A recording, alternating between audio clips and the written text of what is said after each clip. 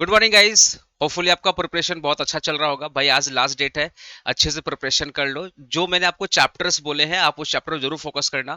जैसे final account, NPO, self balancing, ठीक है, आपका रेक्टिफिकेशन ऑफ एरर, डेप्रिसिएशन, ठीक है, इस पर आप जरूर अच्छे से फोकस करना। थ्योरी वाला पोर्शन भी मैंने करवा दिया है, प्लेलिस्ट में सब कुछ डाला हुआ भाई, प्लेलिस्ट में सब कुछ डाला हुआ। डेप्रिसिएशन का 3 पार्ट मैंने करवाया, part A, part B, part C. Part C में आपका देखिए, पार्ट ए और पार्ट बी में आपके क्वेश्चंस भी हैं और पूरा बेसिक्स है। और पार्ट सी में मैंने 4 एक्स्ट्रा क्वेश्चन कराए, एकदम डिफरेंट डिफरेंट। रिवर्स मेथड होता है ना, वो रिवर्स मेथड भी मैंने पार्ट सी में करवा दिया है, तो कुछ छोड़ा ही नहीं है। तो अगर आप प्लेलिस्ट को फॉलो करते हैं आप इजीली 75 आउट ऑफ 75 अटेम्प्ट करके आने वाले हैं। क्योंकि हम लोग का जो इंट्रोडक्शन चैप्टर था ना, उसका जो थ्योरी पोर्शन था मैंने प्लेलिस्ट में देखो डाला हुआ है। Theory part A, theory part B, ठीक है, वो पूरा 10 ईयर का थ्योरी मैंने पढ़ा दिया है। आज मैं आपको ये पीडीएफ, देखिए ये 16 पेज का पीडीएफ है, 16 या 17 पेज का पीडीएफ है, जो भी है 16 या 17 पेज का पीडीएफ है, मतलब विद सॉल्यूशन। ऐसा कुछ नहीं कि सर क्वेश्चन ही है, नहीं नहीं, सॉल्यूशन है, इसलिए पेज 16-17 पेज हो गया है। देखिए सॉल्यूशन के साथ में ये है, ठीक है। बस इसको ना समझना, इसमें कुछ दिमाग नहीं लगाना, बस सुनना है मेरी बातों को। जैसे मैं आपको एक चैप्टर अभी इसमें इस पीडीएफ में टोटल 3 से 4 चैप्टर है, छोटे छोटे। जैसे पहला चैप्टर आपका कैपिटल एंड रेवेन्यू एक्सपेंडिचर, वो कि कैपिटल एक्सपेंडिचर क्या होता है, रेवेन्यू एक्सपेंडिचर क्या होता है, एग्जाम में 5 नंबर का पूछता है, ठीक है। तो मैं क्या करूंगा, चैप्टर वाइज वीडियो बनाऊंगा। जैसे ये चैप्टर है कैपिटल एक्सपेंडिचर और रेवेन्यू एक्सपेंडिचर के बारे में। ऐसे ही जो सेकंड चैप्टर आएगा आपका अक्रूवल बेसिस में, कि अक्रूवल बेसिस का कैलकुलेशन कैसा होगा, 2-3 सम्स करा दूंगा, काफी है, ठीक है। उसके बाद फिर एक चैप्टर आप एक आता है आपका मिसलिनियस टाइप का, जिसमें मतलब एकदम मतलब कॉमन सेंस टाइप का है, अकाउंटेंसी का एकदम जर्नल वाला, तो वो भी मैं करवा दूंगा, ठीक है। फिर पीवीडी का ना 2-3 सम्स मैं करवा दूंगा, जो जिस टाइप का सम्स पूछता है, तो उसी से तुमको एक नॉलेज मिल जाएगा, ठीक है। इन्वेंट्री भी बहुत बच्चे बोले सर इन्वेंट्री करवा दीजिए, मुझे करना है। तो for the sake of their interest मैं इन्वेंट्री का भी 4-5 क्वेश्चन फटाफट समझा दूंगा। तो छोटा छोटा वीडियो बनेगा, मतलब कोई भी video more than half hour नहीं होगा, आधे आधा घंटा का वीडियो बनेगा। अब मैं 2 घंटे की वीडियो बनाऊं या मैं आधे घंटे की 4 वीडियो बनाऊं, बात तो एक ही है ना। तो मैं सोच रहा हूँ सेपरेट वीडियो बनाऊं, जिससे आपको आइडिया रहेगा हाँ ये चैप्टर हुआ है, ये चैप्टर नहीं हुआ है, तो सेपरेटली वीडियो बनाता हूँ, ठीक है दोस्तों। तो ये पहला वीडियो है जिसे ये पूरा पीडीएफ में पढ़ाने वाला हूँ। पहला जो चैप्टर मैं इस पीडीएफ का कवर करने वाला हूं विच इज कैपिटल एक्सपेंडिचर और रेवेन्यू एक्सपेंडिचर, ये मैं कवर करने वाला हूं, ठीक है। उसके बाद मैं अक्रूवल बेसिस कवर करूंगा। दोस्तों please be the part of WhatsApp group, क्योंकि अभी हम लोग जैसे ही एक पीडीएफ कंप्लीट होगा तुरंत हम लोग डाउट सेशन लेना स्टार्ट करेंगे व्हाट्सएप ग्रुप में। तो आप भी व्हाट्सएप ग्रुप में आइए, और जो व्हाट्सएप ग्रुप में ऑलरेडी जुड़े हैं भाई अपना डाउट फटाफट मुझे भेजिए, मैं सारा डाउट कलेक्ट करके आपसे मिलता हूं, ठीक है। चलिए, प्लीज एक रिक्वेस्ट रहेगा, वीडियो को शेयर कर देना, जितना हो सकता है उतना वीडियो को शेयर कर देना, लाइक करके हाई बटन क्लिक कर देना, चैनल पर नए हो भाई सब्सक्राइब कर लेना। भाई हो सकता है तुम, मुझे पता है बहुत सारे बच्चे ना इतना डिटेल में नहीं पढ़ाई किए, वो फर्स्ट टाइम इतना डिटेल में पढ़ाई कर रहे हैं, तो हो सकता है उनको उनको लग रहा है कि सर बहुत डिटेल में क्या करे भाई, ऐसे ही पढ़ाई होता है, अभिषेक पांडे क्लासेस में डिटेल ही पढ़ाई होता है, ये हम लोग ऊपर ऊपर रटवाते नहीं है, ठीक है। बहुत सारे चैनल है जो आते हैं 4 घंटे 5 घंटे में फुल सिलेबस मैराथन करके चल जाएंगे, हम लोग 4-5 घंटे में एक चैप्टर पढ़ाते हैं। कितने दिन से आपको अकाउंटेंसी हम लोग पढ़ा रहे हैं, तो ऐसा कुछ भी नहीं है। पूरी जिम्मेदारी के साथ, अकाउंटेबिलिटी के साथ, फर्क नहीं पड़ता भाई, एक बच्चा देखे, 1000 बच्चा देखे या 10,000 बच्चा, फर्क नहीं पड़ता। अगर एक बच्चा भी देखता है तो पूरी जिम्मेदारी के साथ हम लोग चैप्टर्स पढ़ाते हैं। अगर मैंने आपको 5 चैप्टर बोला है पढ़ाने का, तो 5 चैप्टर पूरी जिम्मेदारी के साथ पढ़ाऊंगा, है ना। अगर 5 नहीं पढ़ा हुआ तो 4 ही पढ़ाऊंगा, क्योंकि हो सकता है मैंने वादा कर दिया, पर लाइफ लाइफ है भाई, सरकमस्टांस कुछ ना कुछ होते रहते हैं। तो अगर मैं 4 ही पढ़ाया तो बहुत जिम्मेदारी के साथ पढ़ाऊंगा, तो ऐसा नहीं है कि एकदम अधूरा पढ़ाऊंगा। तो भाई अगर तुमको लगता है बीकॉम में बहुत अच्छा तुमको करना है, विथ कॉन्सेप्ट्स करना है, रटना नहीं है, मेहनत करना चाहते हो, पढ़ाई लिखाई में कुछ अच्छा करना चाहते हो, तो चैनल जुड़ जाओ भाई। बिकॉज मुझे नहीं लगता इस चैनल से बेटर तुमको कोई भी डिटेल्ड नॉलेज दे सकता है, ऐसा मुझे लगता है। क्योंकि मेरे को पता है, मैं करीबन 10 ईयर से टीचिंग कर रहा हूँ, और 3 ईयर से अपना पर्सनली कोचिंग सेंटर लेकर चलो, 7 ईयर तो मैं इधर उधर घूम घूम पढ़ाया, 3 ईयर से तो मेरा अपना पर्सनल कोचिंग सेंटर है। तो मैं भी बहुत 10 साल से मार्केट रीड कर रहा हूँ, तो वो तुम्हारे बेटर के लिए बता रहा हूँ कि अगर आप चैनल जुड़े रहोगे तो कोशिश करूंगा आपको बेस्ट से बेस्ट नॉलेज देने का। चलिए दोस्तों प्लीज वीडियो को शेयर करना। जैसे पहला है कैपिटल एक्सपेंडिचर क्या होता है, रेवेन्यू एक्सपेंडिचर क्या होगा। मैं अकाउंटेंसी की भाषा में नहीं जाऊंगा, आपको आपको बस एक लॉजिकली बता रहा हूँ। कैपिटल एक्सपेंडिचर का मतलब होता है काइंड ऑफ ऐसा खर्चा जो आपने किया, पर उसका जो बेनिफिट है ना वो सालों साल मिलेगा, ईयर टू ईयर मिलेगा। जैसे जैसे आपने बिल्डिंग बना दिया, अब ये बिल्डिंग क्या एक साल चलेगा? नहीं सर, ये बिल्डिंग तो बहुत सालों तक चलेगा। तो ये कौन सा खर्चा हो गया? कैपिटल एक्सपेंडिचर हो गया। इस बिल्डिंग का बनवाए तो आपको रजिस्ट्री कराना पड़ेगा, तो ये रजिस्ट्री भी इस बिल्डिंग का पार्ट है, तो रजिस्ट्री वाला भी खर्चा क्या होगा? कैपिटल एक्सपेंडिचर होगा। ठीक है। लेकिन मान लो बिल्डिंग बन गया, कुछ सालों के बाद थोड़ा बहुत रिपेयरिंग तो कराओगे ना, रिपेयरिंग तो कराओगे। अब अगर आपने रिपेयरिंग करवाया, क्या ये रिपेयरिंग सालों साल बेनिफिट देगा? नहीं। नॉर्मली जो रिपेयरिंग होता है उसका बेनिफिट करंट ईयर या मैक्सिमम 2 ईयर ही होता है, उसके बाद आपको दोबारा रिपेयरिंग करना पड़ता है। कोई भी बिल्डिंग होता है उसका रिपेयरिंग देखना 2-3 साल के बाद एक बार कराना पड़ता है, जस्ट दैट इज और मेंटेनेंस चार्ज। अगर आप किसी सोसाइटी में होंगे देखना, एवरी एवरी मंथ आपको मेंटेनेंस चार्ज देना पड़ता है। जैसे मेरा खुद का जो घर है ना, वहां पे भी एवरी मंथ हमें मेंटेनेंस चार्ज देना पड़ता है हमारे सेक्रेटरी को। तो उससे क्या होता है ना कि बिल्डिंग का मेंटेनेंस चार्ज हर महीने हर साल लगता लगता है। तो अगर बिल्डिंग बन गई है, बनने के बाद, मेक माई वर्ड, बनने के बाद अगर आप उस पर खर्चा कर रहे हो तो वो हो गया रिपेयरिंग। तो रिपेयरिंग तो आपको हर साल कराना पड़ेगा, हर 2 साल के बाद कराना पड़ेगा। और जब भी आप रिपेयरिंग कराते हैं ना तो उसका बेनिफिट 1 साल या 2 साल ही रहेगा, बहुत बहुत लंबे समय तक बेनिफिट नहीं होता उसका। ठीक है। तो उसी को बोलते हैं रेवेन्यू एक्सपेंडिचर। तो रेवेन्यू एक्सपेंडिचर का मतलब ऐसा खर्चा जिसका बेनिफिट या तो एक मंथ तक है, या पूरे साल भर तक, उससे ज्यादा नहीं है। मैं एग्जांपल दे रहा हूं, मेरे कोचिंग सेंटर में मेरा एपीसी जो, उसमें ना मेरे पास मेरे पास कुछ मेंबर काम करते हैं। मेरे जो एपीसी, मैं स्टाफ नहीं बोलता, मेरे वो मेंबर है। स्टाफ बोलना बहुत चीप लगता है भाई, मेंबर है, they are the part of APC member. पर ये जो मेंबर है ना, ये जो मेंबर है, इनको मान लो मैं 20,000 रुपया पर मंथ पे कर रहा हूँ। एज्यूम कर लो इनको मैं 20,000 पर मंथ में पे कर रहा हूँ। ठीक है, पर मंथ पे कर रहा हूँ। तो अगर मैं 20,000 रुपया दूंगा तो वो एक मंथ का ही सर्विस देंगे। अगर नेक्स्ट मंथ में मैंने पेमेंट नहीं किया, नेक्स्ट मंथ में मैंने अगर पेमेंट नहीं किया, वो मेरे यहाँ नहीं आएंगे। तो जो मैं 20,000 दे रहा हूं उसका बेनिफिट मुझे एक एक महीने के लिए मिलेगा। मुझे नेक्स्ट ईयर फिर 20,000 देना पड़ेगा, तब वो ऑफिस आएंगे। थर्ड ईयर मुझे थर्ड थर्ड मंथ में मुझे फिर 20,000 देना, मतलब हर मंथ में मुझे 20-20 हजार रुपया करके उनको सैलरी देना पड़ेगा। तब जाकर वो मेरे कोचिंग सेंटर में आएंगे, अदरवाइज मेरे लिए काम नहीं करेंगे। आप भी कल को किसी कंपनी में जॉब करेंगे, तो अगर आपको महीना मंथली वाइज सैलरी नहीं मिलेगा, आप बोलोगे भैया नहीं काम करेंगे। तो जो आपको मंथली का सैलरी मिलता है तो वो पूरे मंथ का ही बेनिफिट है। 2-3 मंथ का सैलरी अगर आप कंपनी वाला नहीं देता है, आप लड़ जाओगे, कंपनी छोड़ दोगे। तो अगर किसी आप एम्प्लॉय को पे करते हो, लेबर को पे करते हो, मतलब वेजेस एंड सैलरी की बात कर रहा हूं, वो आपका मंथली एक्सपेंडिचर है। और जब आप किसी एम्प्लॉय को पे करते हो तो वो उसी मंथ तक काम किया है, और उसका बेनिफिट उसी मंथ तक है, सालों साल तक नहीं है। सालों साल तक नहीं है। आज मैं अपने एपीसी मेंबर को अगर 20,000 रुपया दिया तो वो एक मंथ के लिए काम करेंगे। नेक्स्ट नेक्स्ट मंथ में मुझे फिर 20,000 देना पड़ेगा, फिर उसके नेक्स्ट मंथ में 20,000 देना पड़ेगा। हर महीने मुझे सैलरी देना पड़ेगा, तब जाके वो काम करेगा, अदरवाइज नहीं करेंगे। तो जितने भी रेवेन्यू एक्सपेंडिचर है, उसका जो बेनिफिट है ना, वो या तो मंथ तक है या तो ईयर तक है, उससे ज्यादा उसका बेनिफिट होता ही नहीं। जैसे बिल्डिंग का रिपेयरिंग एक एक साल 2 साल चलेगा, उसके बाद आपको फिर रिपेयरिंग करना पड़ेगा। तो जो खर्चा खर्चा तो है, देखो, कैपिटल भी एक्सपेंडिचर है, रेवेन्यू भी एक्सपेंडिचर है। खर्चा दोनों है, पर जिस खर्चे से बेनिफिट आपको सालों साल मिलने वाला है वो आपका कैपिटल एक्सपेंडिचर है। जिस खर्चे से बेनिफिट आपको मंथली बेसिस पे मिल रहा है, अगर आप पे करोगे तो बेनिफिट मिलेगा, पे नहीं करोगे बेनिफिट नहीं मिलेगा। ठीक है। जैसे मैं एग्जांपल दे रहा हूं, आप लोग सब्सक्रिप्शन लेते हैं ना, मान लो आपने अमेजन प्राइम का सब्सक्रिप्शन लिया मंथली बेसिस पे या ईयरली बेसिस पे, तो अगर आपने 1 ईयर का सब्सक्रिप्शन लिया तो उसका बेनिफिट आपको 1 ईयर ही मिलेगा। अगर आप मंथली बेसिस पे लेते हो तो पे करोगे तो सब्सक्रिप्शन का बेनिफिट मिलेगा, नहीं पे करोगे सब्सक्रिप्शन का बेनिफिट नहीं मिलेगा। आया बस समझे? तो वो सब आपके रेवेन्यू एक्सपेंडिचर है। तो जिस खर्चा से बेनिफिट आपको एक मंथली बेसिस पे मिलता है या पूरे साल भर ही मिलेगा, उससे ज्यादा नहीं मिलेगा। जो बेनिफिट है ना वो अप टू 1 ईयर है, उससे ज्यादा बेनिफिट नहीं है, वो आपका रेवेन्यू एक्सपेंडिचर। तो आपको दिमाग में क्या रखना, बेनिफिट। अगर बेनिफिट सालों साल है, कैपिटल बेनिफिट लिमिटेड है, एक मंथ तक है, 6 महीने का है, एक साल का है, रेवेन्यू। ठीक है। चलिए अब इससे ज्यादा नहीं बोलूंगा, अब मैं आपको सम्स कराऊंगा। ये जितने भी सम्स मैं करा रहा हूं, मैं ईयर मेंशन करना भूल गया हूं। ठीक है।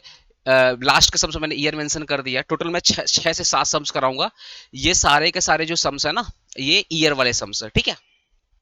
अब एग्जांपल देखना, ₹50,000 spend towards the addition to the machinery. ठीक है, मतलब एक मशीन था, मान लो M1, इसमें मैंने कुछ और पार्ट वगैरह ऐड करवा दिया। एडिशन समझते हो? एडिशन मतलब इस मशीन में मैंने कुछ ऐड करवा दिया। तो जब भी आप मशीन में ना पार्ट वगैरह एक्स्ट्रा ऐड करवा देते हैं तो मशीन की इफिशियंसी बढ़ जाती है। और ये पार्ट आपने जो ऐड करवाया है, क्या इसका बेनिफिट 1 साल मिलेगा? नहीं सर। अगर मशीन में आपने कुछ एक्स्ट्रा पार्ट वाइट लगवा दिया तो उसका जो बेनिफिट है वो सालों साल मिलेगा। तो ये वाला जो खर्चा होगा कैपिटल एक्सपेंडिचर होगा। ठीक है, तो देख लीजिए इसका answer. 50,000 spent on towards additional machinery, it is a capital expenditure. आपको रीजन भी लिखना पड़ेगा। रीजन सिंपली लिखिएगा, इट इंक्रीज द कैपेसिटी और एफिशिएंसी ऑफ द मशीन। जब भी आप मशीन में कोई पार्ट वगैरह ऐड करोगे तो उसकी इफिशिएंसी बढ़ जाती है, कैपेसिटी बढ़ जाती है। And give the benefit for many year, इसका जो बेनिफिट है वो सालों साल मिलेगा। ठीक है, चलिए। आपने second hand motor car purchase किया था 2 लाख रुपया का। ठीक है, स्पेंड किया 20,000 फॉर द रिपेयर इमीडिएटली। भाई सेकंड हैंड कार है, सेकंड हैंड कार है तो सेकंड हैंड कार में रिपेयरिंग करवाना ही पड़ेगा, तभी उसकी इफिशियंसी बढ़ेगी।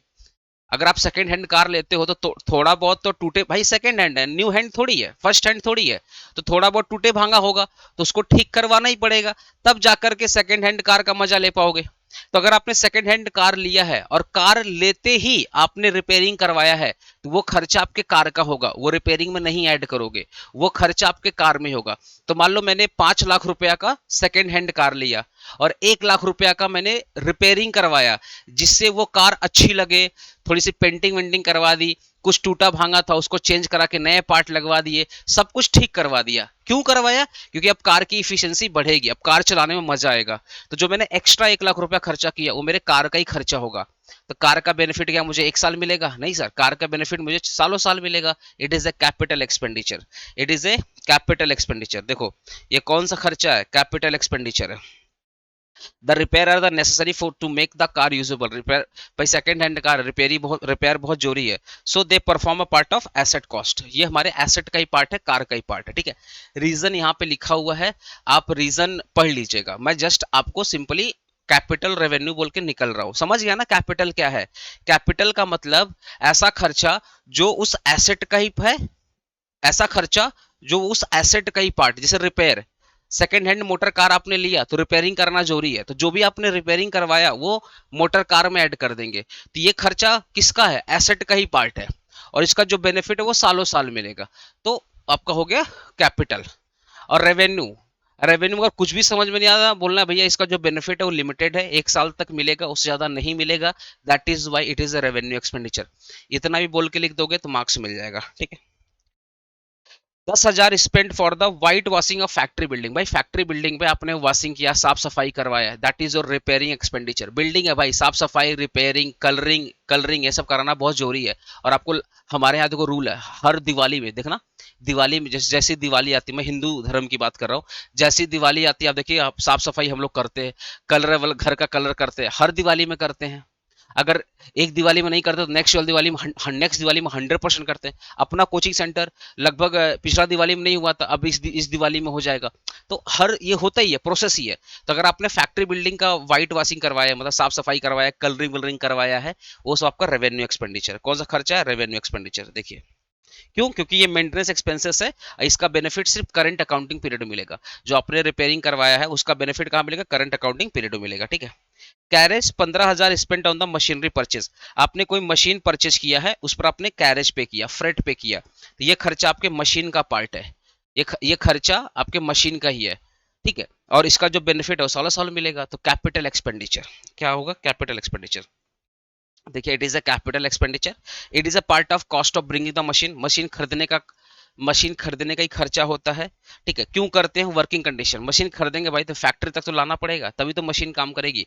तो फैक्ट्री तक लाने के लिए हमें फ्रेट तो पे करना पड़ेगा। तो ये मशीन को वर्किंग कंडीशन में लाने के लिए खर्चा किया गया, और इसका जो बेनिफिट है वो सालों साल मिलेगा।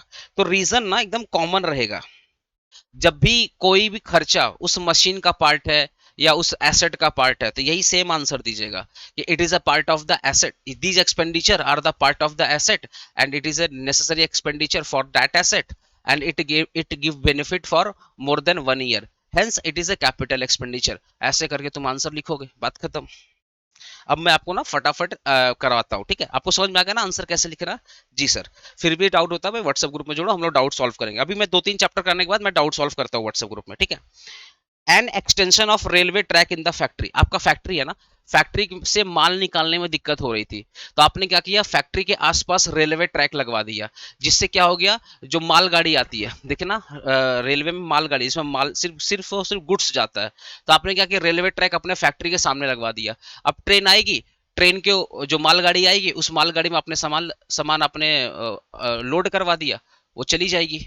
तो इसका बेनिफिट कोई एक साल मिलेगा? नहीं सर, सालों साल मिलेगा, कैपिटल एक्सपेंडिचर। वेजेस पे टू द मशीन ऑपरेटर, जो आपका मशीन है उसको चलाने के लिए आपने एक आदमी रखा है, तो उसको हर महीना पे करोगे तभी चलाएगा, अदरवाइज नहीं चलाएगा। जिस मंथ में पे नहीं करोगे ना, वो नहीं आएगा। तो जब भी कोई सैलरी की बात हुई, वेजेस की बात हुई, याद रखिएगा उसका बेनिफिट सिर्फ करेंट ईयर में है, तो वो कौन सा खर्चा होगा? रेवेन्यू एक्सपेंडिचर होगा। Installation cost of new production machine, जब भी कोई मशीन खरीदते हो तो उसका इंस्टॉलेशन कॉस्ट हमें देना पड़ता है, तब जाके वो मशीन चलती है, तो वो सालों साल चलेगी, तो वो आपका capital expenditure. Installation cost on the machine purchase, carriage on the machine purchase, freight on the machine purchase, setup cost on the machine purchase, these expenditure belong to the asset, ये सारा का सारा खर्चा एसेट से ही belong करता है और ये कैपिटल एक्सपेंडिचर का पार्ट है, ठीक है? Material for the extension of foreman office in the factory, factory में ना आप एक ऑफिस बनवा रहे हो, फैक्ट्री में क्या कर रहे हो आप, एक ऑफिस बनवा रहे हो या ऑफिस को एक्सपेंड कर रहे हो, तो उसका बेनिफिट सालों साल मिलेगा, capital expenditure. Rent paid for the factory, हर महीना पे करोगे, जब जिस महीना पे करोगे फैक्ट्री चलेगा, 2-3 महीना फैक्ट्री का रेंट पे नहीं करो, मालिक आ जाएगा बोला फैक्ट्री बंद कर, महीने का रेंट नहीं दिया, कैसा फैक्ट्री है? तो रेंट तो आपको मंथली बेसिस पे देना पड़ेगा, जिस महीने का रेंट दोगे उसका बेनिफिट मिलेगा, 2-3 महीने का रेंट ना दो फैक्ट्री बंद करना पड़ेगा, बेनिफिट नहीं मिलेगा, रेवेन्यू एक्सपेंडिचर। जब भी कोई चीज खर्चा ना मंथली बेसिस पे होता है, याद रखिएगा, कोई भी खर्चा अगर मंथली बेसिस पे हो रहा है, revenue expenditure. Payment for the computer time operator to new store control system, ये जो बोला ना न्यू स्टोर कंट्रोल सिस्टम, ये होता सॉफ्टवेयर। जैसे आपने टैली सॉफ्टवेयर सीखा होगा, तो टैली सॉफ्टवेयर आप देखिएगा, कंपनी कंपनी बनाते हैं, डिपार्टमेंट का डिपार्टमेंट आप क्रिएट करते हैं, कंपनी क्रिएट करते हैं, तो वो ना सॉफ्टवेयर के अंदर है ना, अलग अलग सिस्टम काम करता है। तो आपने क्या किया, अपने कंप्यूटर में आपने न्यू स्टोर कंट्रोल सिस्टम लगवा दिया, मतलब एक नया सॉफ्टवेयर ऐड करवा दिया। तो ये जो सॉफ्टवेयर होते हैं ना, इनका मंथली वाइज एक्सपेंडिचर होता है, इनका ईयरली वाइज सब्सक्रिप्शन होता है।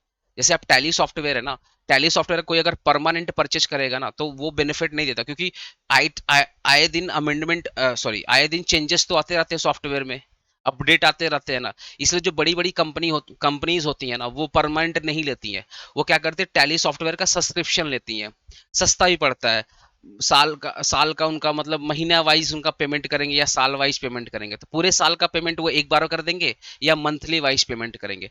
तो जब भी कोई सॉफ्टवेयर आप लेते हो ना, तो उसकी जो सब्सक्रिप्शंस होती है वो मंथली वाइज होती है, तो ये रेवेन्यू एक्सपेंडिचर है, ठीक है? तो जब भी बोलेगा ना न्यू स्टोर कंट्रोल सिस्टम, तो ये सॉफ्टवेयर है, तो ये मंथली वाइज होते हैं, तो ये आपका रेवेन्यू एक्सपेंडिचर है, ठीक है? Wages page to own employ for building foreman office, जो ऑफिस आप बना रहे थे ना, उस ऑफिस, जो बंदा ऑफिस बना रहा था, उसके लिए आपने वेजेस पे किया, तो भैया ये खर्चा ऑफिस का है, ये ऑफिस है, ये ऑफिस है, ऑफिस को बनाने के लिए मैंने मान लो एक आदमी रखा है, तो ये जो भी मैं इसको पेमेंट करूंगा, ये खर्चा तो मेरे ऑफिस बनाने में लगेगा ना। अरे ये मेरा नया नया ऑफिस है, मैं अपना ऑफिस को एक्सपेंड कर रहा हूँ, तो मैं नया ऑफिस बना रहा हूँ, तो अब नया ऑफिस बनाऊंगा तो उसमें जो भी खर्चा होगा वो तो ऑफिस का ही पार्ट होगा। कल को आप मेरे को बोलोगे सर ये ऑफिस बड़ा अच्छा लग रहा है, कितना लगा बनाने में, तो मैं तो बोल दूंगा ना बाबू, मटेरियल का इतना लगा, लेबर का इतना लगा, और फर्नीचर का इतना लगा, सारा खर्चा मिला करके ऑफिस का ये है। मैं बोलूंगा सारा खर्चा मिला करके ऑफिस का ये है, पहले मैं आपको अलग अलग बताया, बाबू लेबर का ये लगा है, फर्नीचर का ये लगा है, मटेरियल का ये लगा है, सब मिला करके ऑफिस बनाने में 5 लाख रुपया लगा, तो सारा खर्चा ऑफिस का ही होगा। तो अगर ऑफिस बनाने में अगर आपने कोई वेजेस पे किया है, तो ये खर्चा ऑफिस का ही होगा, कैपिटल एक्सपेंडिचर, ठीक है? ओके, देख लीजिए, एक्सटेंशन आपने जो किया है कैपिटल एक्सपेंडिचर, वेजेस जो पे किया है revenue expenditure, installation cost capital expenditure, material for the extension foreman office capital expenditure, office बन रहा था, ऑफिस एक्सपेंड हो रहा था, उससे रिलेटेड जो भी खर्चा होगा ऑफिस का ही होगा, कैपिटल एक्सपेंडिचर। रेंट जो आपने पे किया वो मंथली वाइज पे करते हैं, रेवेन्यू एक्सपेंडिचर। जो आपने पेमेंट किया computer time to operate new software, revenue expenditure, हर महीने आपको पे करना पड़ेगा। Wages page to own employ for the building office और कैपिटल एक्सपेंडिचर, ठीक है, आपने वेजेस पे किया है ऑफिस बनाने के लिए, तो ऑफिस का खर्चा होगा कैपिटल एक्सपेंडिचर। चलिए बहुत बढ़िया। फिर बोल रहा है payment of wages to own employ for the building of new office expansion, नया ऑफिस बना रहे हो भैया, capital expenditure. Regular hiring of computer, time to time preparation of firm account, ठीक है, फर्म का अकाउंट बनाने के लिए, फर्म का अकाउंट बनाने के लिए आप रेगुलर हायरिंग कर रहे हो, मतलब पहले आपने ए को हायर किया, फिर आपका बिजनेस बड़ा हो गया, फिर आप बी को हायर कर रहे हो। तो जब भी आप हायर करते हो मतलब क्या, मंथली वाइज पेमेंट कर रहे हो। जब भी आप किसी को हायर करते हो तो मंथली वाइज पेमेंट करते हो, ठीक है। तो चाहे आप सॉफ्टवेयर हायर करो, चाहे आप एक मैन पावर मतलब लेबर एम्प्लॉय इंजीनियर कोई किसी को भी हायर करो, आपको मंथली वाइज पेमेंट देना पड़ेगा। वो आपका रेवेन्यू एक्सपेंडिचर है, क्योंकि जिस मंथ में पेमेंट करोगे वो उस मंथ में काम करेगा। नेक्स्ट मंथ में पेमेंट नहीं करोगे, बोलेगा भैया जयराम जी की नहीं काम करेंगे। The purchase of new computer for the use of business, अगर आपने कंप्यूटर परचेज किया तो कंप्यूटर तो भैया 5 साल 6 साल तो चलेगा ना, तो बेनिफिट आपका लंबा चलेगा, तो ये आपका कैपिटल एक्सपेंडिचर होगा। आपने the use of motor vehicle hired for 5 year but paid every 6 month, आपने मोटर व्हीकल को हायर किया, तो जब भी कोई चीज हायर करते हो तो महीना वाइज पे करो या साल वाइज पे करो या हाफ ईयरली या क्वार्टरली। भाई हायर का मतलब आपको पेमेंट करना ही पड़ेगा, चाहे मंथली बेसिस, चाहे क्वार्टरली बेसिस, चाहे हाफ ईयरली बेसिस, चाहे ईयरली बेसिस। हायर का मतलब अरे भाई 6 महीना में पे कर रहे हो तो एक एक मंथ मिलाकर तो 6 महीना हुआ ना, तो जब 6 महीना में पे करोगे तो पूरे 1 से लेकर के पूरे 6 मंथ का पेमेंट करोगे तो मंथली वाइज पेमेंट हो जाएगा। एग्जांपल दे रहा हूँ, मान लो आपने पेड फॉर एवरी 6 मंथ, तो मान लो आपने पे किया है 6,000 रुपया 6 मंथ में, तो हर मंथ आप कितना पे कर रहे हो, 1,000 रुपया पे करो सिंपली। तो जब भी कोई चीज हायर करोगे ना वो रेवेन्यू एक्सपेंडिचर होता है, बिकॉज ये मंथली वाइज या हाफ ईयरली वाइज पेमेंट होता है। आंसर देख लो इसका, payment of ways of own building new office capital, regular hiring revenue, new computer आपने परचेस किया कैपिटल, बेनिफिट आप इसका रीजन पढ़ लीजिएगा, बस रीजन कॉमन रीजन पढ़ लेना यार, कैपिटल एक्सपेंडिचर का एक कॉमन बना लेना, रेवेन्यू कॉमन, कुछ नहीं आता तो लिख देना कैपिटल एक्सपेंडिचर में कि इसका जो बेनिफिट होता है वो मोर देन 1 ईयर से ज्यादा होता है, और रेवेन्यू में लिख देना कि इसका जो बेनिफिट होता है only current current accounting year में होता है। इतना तो लिख सकते हो ना, इतना लिख के आके आगे बढ़ जाना। मोटर व्हीकल को हायर किए हो रेवेन्यू एक्सपेंडिचर, ठीक है। चलिए 350 spent on repairing on second hand machine while purchase, अब मशीन आपने परचेज किया है तो रिपेयरिंग कराना पड़ेगा कैपिटल एक्सपेंडिचर, ठीक है। जो भी खर्चा किए हो सब कैपिटल एक्सपेंडिचर में होएगा। कोई भी चीज अगर आप सेकंड हैंड परचेज करते हो तो उसको रिपेयरिंग लगेगा, उसको घर तक लाने के लिए आप फ्रेट पे करोगे, सब कुछ मशीन का ही पार्ट होगा, एसेट का पार्ट होगा, कैपिटल होगा। 500 was paid as a compensation of to employ retrench, मतलब जब भी आप एम्प्लॉय को सिंपल एम्प्लॉय को जब भी आप पे करोगे revenue. 150 paid in connection with the carriage on goods purchase, आपने कोई सामान परचेज किया, मान लो मम्मी के साथ गए थे शॉपिंग करने, मम्मी ने बहुत सामान परचेज कर लिया, तो आपने मान लो आपने किसी अपने बोलते हैं ना मोटिया कर लिया, अरे यहाँ बोलते हैं ना यहाँ पे बंगाल की मोटिया कर लिया, मोटिया मतलब किसी आदमी को आपने बोला भैया घर तक सामान पहुंचा लो। जैसे अपने रेलवे स्टेशन जाते हैं तो सामान बहुत ज्यादा होता है तो कूली कर लेते हैं, तो कूली क्या करता है बेचारा, आपका सामान पैक करता है और मतलब जो प्लेटफॉर्म होता है प्लेटफॉर्म तक ले जाता है, इवन अच्छे कूली तो पूरा सीट तक ले जाते हैं। तो आपको एवरी टाइम पे करना पड़ेगा, जितना बार आप रेलवे स्टेशन जाएंगे, मान लो महीने में आप 10 बार रेलवे स्टेशन जाते हैं और आपका सामान ज्यादा तो आपको 10 बार कूली चार्ज पे करना पड़ेगा। ऐसा थोड़ी कि एक बार आपने कूली चार्ज पे किया फिर आप सेकंड टाइम गए उसका कॉलर पकड़े बोले नेक्स्ट टाइम पे किया था इस बार फ्री में लेके चल, वो मारना स्टार्ट करेगा, वो तो ऐसे गुस्सा में रहता है बेचारा लोग, ठीक है। तो ये आपका क्या होगा, अगर आपने कोई सामान परचेज किया है और उसका आपने कैरेज पे किया है, ठीक है। एसेट देखो ये गुड्स आपने परचेज किया है, एसेट और गुड्स में अंतर होता है, गुड्स मतलब या तो फिनिश गुड्स है उसको यूज करो, मतलब वो रेकरिंग परचेज है। जैसे आपने सब्जी परचेज किया, अब सब्जी के लिए आपने कैरेज पे किया, मोटी या मजदूरी पे किया, तो आपका रेवेन्यू एक्सपेंडिचर है, सब्जी तो आप हमेशा परचेज करोगे। 20,000, ये थोड़ा ध्यान से पढ़ना, कस्टम ड्यूटी वाला 20,000 custom duty is paid on the import of machinery. भाई एक मशीन परचेज कर रहे हो इंडिया के बाहर से, तो जब इंडिया में लेकर आओगे ना तो आपको कस्टम ड्यूटी पे करना पड़ेगा, इम्पोर्ट ड्यूटी पे करना पड़ेगा। मान लो आप जर्मनी से कोई मशीन परचेज कर रहे हो, ठीक है, और जर्मनी से इंडिया में आ रहा है, तो गवर्नमेंट उसके ऊपर लगा देगी कस्टम ड्यूटी लगा देगी, इंडिया में लाने के लिए, इंपोर्ट ड्यूटी लगा देगी, तो वो सारा का सारा खर्चा उस मशीन में ऐड कर दिया जाएगा। ठीक है। 6,000 paid on the import duty for the purchase of raw material.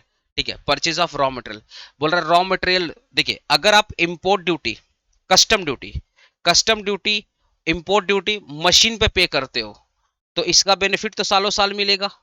लेकिन अगर आपने इंपोर्ट ड्यूटी पे किया है रॉ मटेरियल पे, तो रॉ मटेरियल तो हर महीना लगेगा। तो जितना बार रॉ मटेरियल मंगाओगे आपको उतना बार इंपोर्ट ड्यूटी पे करना पड़ेगा। अब मान लो आपको चाइना से रॉ मटेरियल आ रहा है, तो जितना बार चाइना से रॉ मटेरियल आपके इंडिया में आएगा उतना बार आप पे करोगे। और सेकेंड थिंग, ये जो रॉ मटेरियल होता है, आया आया आपने प्रोडक्शन किया, बेच दिया, बेनिफिट मिल गया। फिर रॉ मटेरियल आया, फिर आपने प्रोडक्शन किया, बेच दिया, बेनिफिट मिल गया। कोई ऐसा रॉ मटेरियल होता है जो सालों साल चलता है? नहीं सर। कोई ऐसा रॉ मटेरियल होता है जो सालों साल चलेगा? रॉ मटेरियल में क्या होता है भाई, आपने रॉ मटेरियल मंगाया, मशीन में डाला, प्रोडक्शन हुआ, बेच दिया, उसका बेनिफिट आपको मिल चुका है। तो रॉ मटेरियल का जो बेनिफिट होता है वो करेंट ईयर में मिलता है। रॉ मटेरियल का जो बेनिफिट होता है वो करेंट ईयर में मिलता है, समझे मेरी बात। लेकिन आपने जो मशीन परचेज किया है वो तो सालों साल यूज करोगे, उसका बेनिफिट आपको सालों साल मिलेगा। तो जब भी आप रॉ मटेरियल परचेज करोगे उसका बेनिफिट आपको करेंट ईयर में मिलेगा। नॉर्मली बड़ी बड़ी कंपनी में देखना डेली बेसिस में रॉ मटेरियल आता है, तो उसका बेनिफिट आपको डेली बेसिस पे मिल रहा है। ठीक है। और रॉ मटेरियल जो आप परचेज किए हो वो जिस दिन बन करके रेडी हो गया उस दिन आप बेच दोगे, और जैसे ही बेच दोगे बेनिफिट आपको मिल गया। तो जब भी आप कोई रॉ मटेरियल परचेज करोगे और उसके ऊपर अगर आप कोई भी खर्चा करते हो वो रेवेन्यू एक्सपेंडिचर होता है, बिकॉज रॉ मटेरियल अपने आप में क्या है, रेवेन्यू एक्सपेंडिचर है। तो उसके ऊपर किया गया खर्चा भी क्या होगा, रेवेन्यू एक्सपेंडिचर होगा। तो machinery capital expenditure, purchase of raw material revenue expenditure. चलिए बहुत अच्छा। 18,000 interest had accrued during the year on the term loan obtained and utilized for the construction of factory or building and purchase of machinery. However, the production has not commenced till the last date of accounting year. मतलब क्या है, आपने क्या किया, loan लिया, loan लेकर के building बनाया, ठीक है, और उसी बिल्डिंग में कुछ मशीन भी आपने परचेज करके रखा हुआ है। मान लो आपने लोन लिया था, मान लेते हैं आपने लोन लिया था 10 लाख रुपया का, एग्जाम्पल दे रहा हूँ। अब मत बोला 10 लाख का कौन सा बिल्डिंग आता, एग्जाम्पल सुनना भाई। आपने 10 लाख रुपया का लोन लिया था, उससे आपने बिल्डिंग बनवाया, उससे आपने कुछ मशीनरी परचेज किया। अब आप बताओ ये जो लोन है इसको आप पे, इसका जो इंटरेस्ट है वो आप महीना वाइज पे कर रहे हो।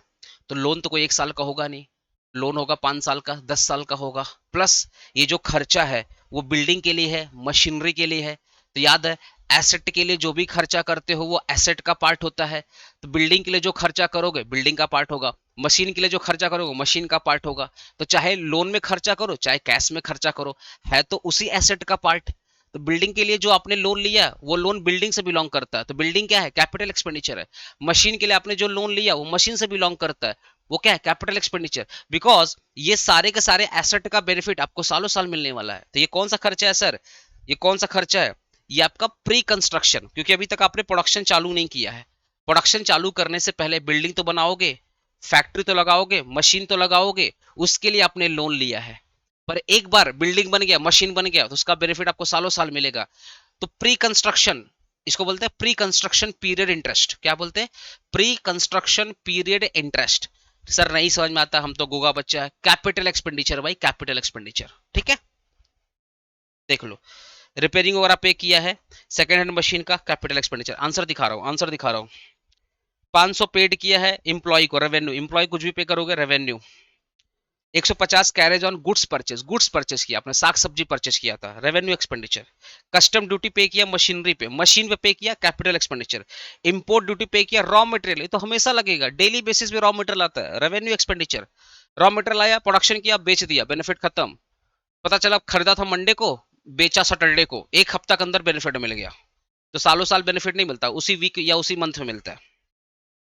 18,000 इंटरेस्ट पे किया है प्री कंस्ट्रक्शन पीरियड, मतलब प्रोडक्शन स्टार्ट होने से पहले हम बिल्डिंग बना रहे हैं, मशीन परचेज कर रहे हैं। पर एक बार जब बिल्डिंग बन गया, मशीन बन गया, सालों साल बेनिफिट मिलेगा, कैपिटल एक्सपेंडिचर। वेरी गुड, कितने समझदार हो गए आप लोग, बहुत बढ़िया बहुत बढ़िया।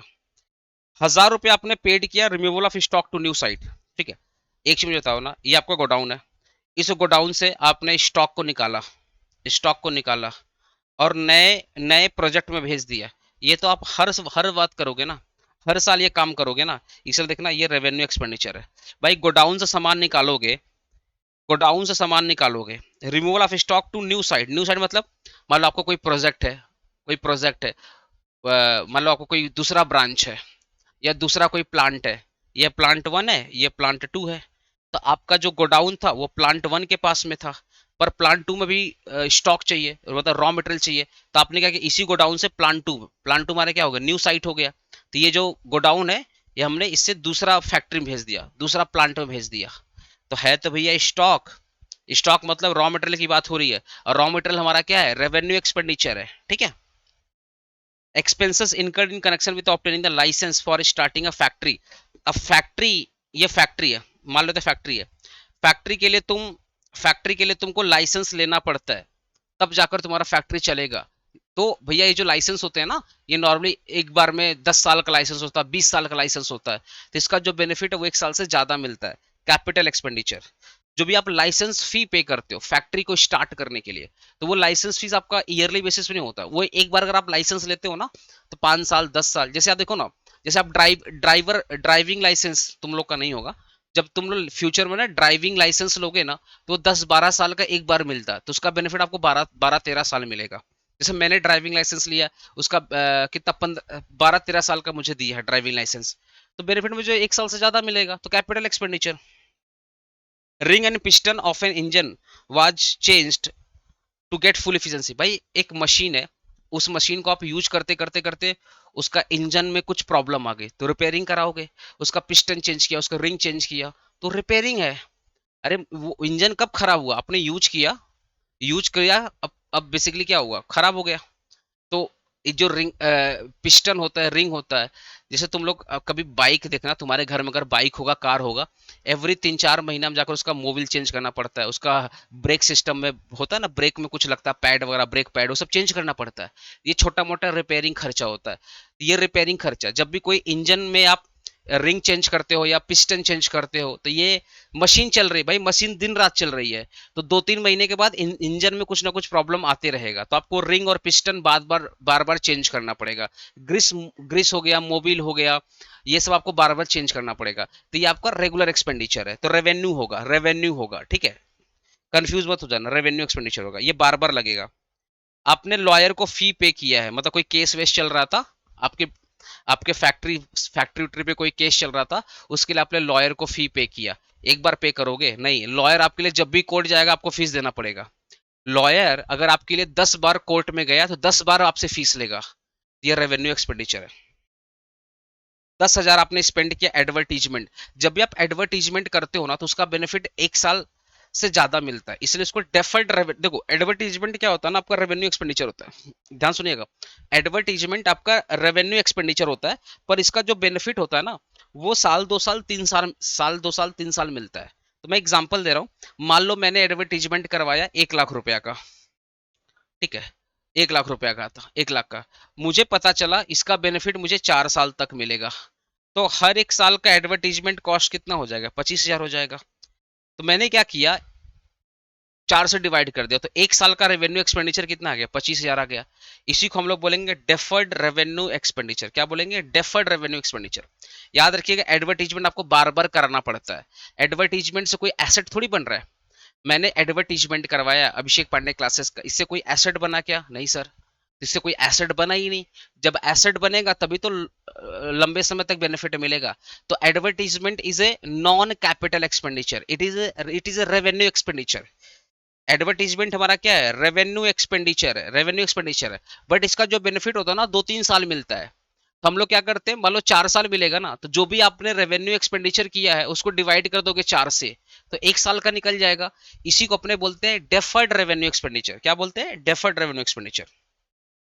आपने फैक्ट्री सेट बनाया, फैक्ट्री है ना, फैक्ट्री में आपने सेट बनाया, मतलब ऊपर में आपने कोई छत वत लिंटर करवाया है, या आपने कोई करकट वर्कट लगाया, कोई सेट सेट समझता है ना, तुम्हारे जो तुम्हारे घर के ऊपर छत है, वैसे आपने फैक्ट्री का छत पे काम किया, फ्लोरिंग का काम किया, उसका बेनिफिट आपको सालों साल मिलेगा, कैपिटल एक्सपेंडिचर। 5,000 आपने पे किया है कंस्ट्रक्शन ऑफ टेम्पोरी हट for storing the building material. Temporary हट में आपने पे किया, टेम्पोरी हट, ये सारा का सारा भाई टेम्पोरी हट बनाए हो, झोपड़ी बनाए हो, कोई भी अगर आपने झोपड़ी बनाया है, बिल्डिंग मटेरियल। अब आप एक चीज बताइए, जब कोई भी फैक्ट्री बनता है तो वहां पे लोग क्या करते हैं, एक एक हट बनाते हैं, उसमें क्या करते हैं, कुछ सामान भी रखते हैं, यहाँ पे लोग अपना खाना पीना बनाता है। तो अगर ये बिल्डिंग 5 साल के लिए, 5 साल लगा बनाने में, तो टेम्पोररी हट भी कितना रहेगा, 5 साल रहेगा। प्लस ये हट बनाने में जो भी खर्चा आया है वो बिल्डिंग से रिलेटेड है, क्योंकि ये हट बनाना जरूरी है, क्योंकि बारिश वारिश होगी तो आप बालू सीमेंट कहाँ रखोगे, सब अगर अगर बालू सीमेंट आप खुले खुले खुले आसमान में रखोगे तो बारिश, धूल मिट्टी, बारिश होगी, हवा चलेगी, सब उड़ जाएगा। तो आप क्या किए, टेम्पोररी हट बनाए, उसमें बालू सीमेंट भी रखे। प्लस जो आदमी काम कर रहा है साइट पे, वो भी तो, उसको भी तो रेस्ट रूम चाहिए, उसको भी तो रेस्ट करना है भाई, कंटिन्यू थोड़ी काम करेगा, मशीन थोड़ी है, खाना पीना तो बनाएगा। तो उसके लिए आपने क्या किया, हट बनाया। तो वो हट उसी बिल्डिंग के खर्चा में ऐड किया जाएगा, कैपिटल एक्सपेंडिचर। एक बार आंसर देख लो। लाइसेंस फीस आपने पे किया फैक्ट्री के स्टार्ट करने के लिए, कैपिटल एक्सपेंडिचर। रिंग पिस्टन आपका revenue expenditure. Lawyer fees revenue expenditure, every time fees लगेगा, ठीक है। एडवर्टीजमेंट आपका deferred revenue expenditure, deferred revenue expenditure.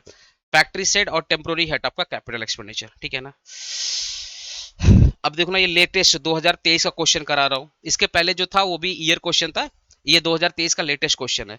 Import duty पे किया है रॉ मटेरियल, रॉ मटेरियल अपने आप में क्या है, रेवेन्यू एक्सपेंडिचर। अभी आपको समझ में आ रहा होगा। Repair expenses incurred for the second hand machine, भाई जरूरी है, सेकंड हैंड मशीन अगर परचेज करोगे तो रिपेयरिंग पे करना जरूरी है, तो कैपिटल एक्सपेंडिचर, ठीक है, capital expenditure. Legal expenses paid on acquire building, building के लिए आपने लीगल एक्सपेंसेस पे किया, मतलब रजिस्ट्री रजिस्ट्री वगैरह करना, अगर आप बिल्डिंग परचेज करोगे तो रजिस्ट्री वगैरह कराओगे ना, वो आपका लीगल एक्सपेंसेस है, तो वो बिल्डिंग का ही पार्ट होगा। हम लोग रेक्टिफिकेशन ऑफ एरर भी किए थे इसी वाले चैप्टर, इसी वाले टॉपिक पे, याद है ना, वो अकाउंटेंट ने लीगल लीगल अकाउंट में डाल दिया था, पर वो बिल्डिंग में डालना था, वो बिल्डिंग का खर्चा होता है, तो बिल्डिंग का बेनिफिट आपको सालों साल मिलेगा, तो कैपिटल एक्सपेंडिचर। देख लीजिए, import and duty of purchase, it is a revenue expenditure, ठीक है। Repairing expenses incurred second hand machine, capital expenditure. Legal expenses building, capital expenditure, बात खत्म। आ जाओ यहाँ पे, amount spent on hiring a machine, sorry, amount spent for repairing a machine, machine को आप repair कर रहे हो, रिपेयर, मशीन को रिपेयर कर रहे हो, और कुछ नहीं बोला, कोई बोला क्या सेकंड हैंड मशीन है, नहीं, मशीन को आप रिपेयर कर रहे हो। अरे भाई मशीन है, वो चलेगा, टूटे भांगेगा तो रिपेयर आप करना पड़ेगा, तो आपको हर मंथ रिपेयर करना पड़ेगा, एवरी मंथ आपको। मेरा बाइक है ना भाई, मुझे हर महीना उसका धुलाई करना पड़ता है, उसका 3-4 महीना उसका मोबिल चेंज करना पड़ता है, that is your repairing expenditure. ये मंथली बेसिस पे खर्चा है, और एक बार अगर रिपेयरिंग हुआ ना तो 2-3 मंथ ही बेनिफिट देता है, उसके बाद आपको दोबारा करना पड़ता है, रेवेन्यू एक्सपेंडिचर। आंसर देख लीजिए, क्या आंसर ऑलरेडी टिक मारा हुआ है, revenue expenditure. Registration cost incurred for the acquiring building, building खरीदने में जो आपने रजिस्ट्री पे किया, कैपिटल एक्सपेंडिचर, देखो यहाँ टिक मारा हुआ, ऑलरेडी टिक मारा हुआ, ठीक है। Wages paid for the installation of the machine, obviously capital expenditure, machine का खर्चा है वो। सैलरी पे किया हो तो ऑब्वियसली रेवेन्यू एक्सपेंडिचर, हर महीना पे करोगे। Premium money paid for ensuring the stock, भाई आपने इंश्योरेंस लिया है तो मंथली वाइज आपको प्रीमियम पे करना पड़ेगा, तो जो भी आप मंथली वाइज पेमेंट करते हो ना, that is your revenue expenditure, that is your revenue expenditure, ठीक है। अब देखना यहाँ पे, ये two convection date are the following, तो मेरा 7 तक ही हमारा कैपिटल रेवेन्यू था, उसके बाद नहीं। अब मैं जो ये आपका अक्रूवल बेसिस का सम्स है, देखो ना, अंडर द, देखिए यहाँ पे लिखा हुआ है कैश बेसिस अक्रूवल बेसिस, तो ये देखो ना, कैश बेसिस अक्रूवल, तो मेरा जो नेक्स्ट टॉपिक आने वाला है, जो वीडियो आएगा नेक्स्ट टॉपिक, वो इसी पे आएगा, कैश बेसिस पे आएगा और अक्रूवल बेसिस पे आएगा। होपफुली दोस्तों आपको मेरा वीडियो समझ में आ रहा है, प्लीज वीडियो को शेयर करना, जितना हो सकता है वीडियो को शेयर करना, प्लेलिस्ट को फॉलो करो भाई, ठीक है। व्हाट्सएप ग्रुप में ज्वाइन हो जाओ, अभी मैं डाउट लूंगा कुछ देर के बाद, cash basis, accrual basis, accounting equation, ये पढ़ाने के बाद मैं डाउट सेशन लेने वाला हूँ। फटाफट आप व्हाट्सएप ग्रुप में जुड़ जाओ, ठीक है। कुछ भी डाउट होता है मेरे को पर्सनली, आज मैं दिन भर तुम लोग का डाउट ही सॉल्व करने वाला हूँ, टेंशन मत लो तुम लोग, ठीक है। तो ये हो गया। अभी मैं 2-3 चैप्टर और अपलोड करूंगा, जैसे कैपिटल हो गया 5 नंबर का, अब अक्रूवल बेसिस, कैश बेसिस क्या होता है उसका भी 2-3 सम्स करा दूंगा, ये सब 5-5 नंबर का आता है, वर्ड आता है कंपलसरी है, ठीक है। फिर पीवीडीडी का 3-4 क्वेश्चन करा दूंगा, ऐसे क्वेश्चन 3-4 वीडियो बनाऊंगा, थोड़ा देख लेना तुम लोग, ठीक है। हर वीडियो का जो लेंथ होगा वही 30 मिनट 40 मिनट, उससे ज्यादा लेंथ मैं नहीं रखूंगा, ठीक है दोस्तों। कैसा लगा कमेंट करके बताओ, आपको रेवेन्यू एक्सपेंडिचर और कैपिटल एक्सपेंडिचर समझ में आया या नहीं आया, एक बार मेरे को कमेंट करके बता देना, वीडियो को शेयर कर देना, ओके।